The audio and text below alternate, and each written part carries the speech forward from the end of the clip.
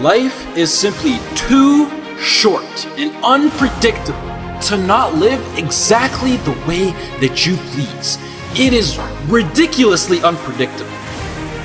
It is possible that on any given day to die at any point.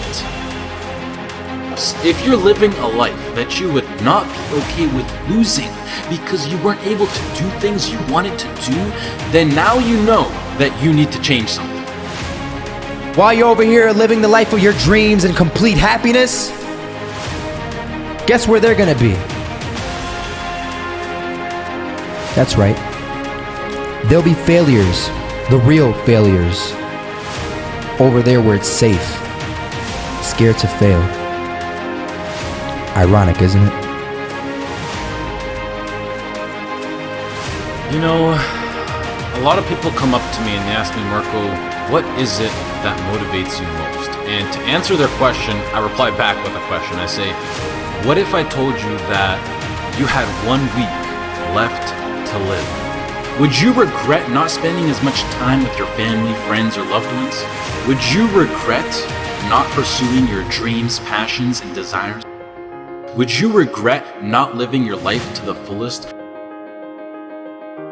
I feel like education will always be here for me to come back to, whether I'm 20, 25, 40, or whatever. And I think that I have an amazing idea, vision, passion, and drive now in my peak, and that I'm able to capitalize on, which makes me feel like I'm throwing it away if I don't pursue it. And the biggest response that I've been getting recently is, Marco, what if it fails? Which I mean, yeah, like, what if it fails? But that's the whole point of taking a chance with things like startup companies or entrepreneurship. It's ridiculously high risk. Like, what if I lose my wallet? Or better yet, what if this succeeds? Like, what if I get hit by a car?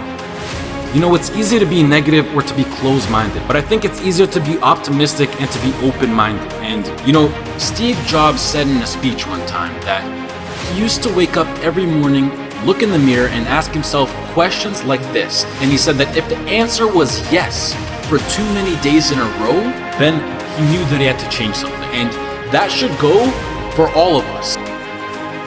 You know, when I was 13, I had this teacher who was an absolutely amazing person. I had known him for several years.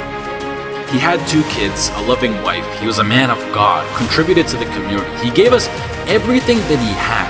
I always remember him come to school on his bike, and one morning on his way to school, it was early in the morning, he was crossing an intersection. A reckless driver comes out of nowhere, hits him. He dies on the spot, on the moment of impact. His death taught me so many valuable things in life. It went on to show, and no matter what your situation is, that no matter how much you don't deserve to die, and no matter how good of a person you are, no matter anything, it goes to show that death is inevitable and random, and it will eventually consume each and every single one of us, whether it's in 50 years, in 10 years, next year, or even tomorrow.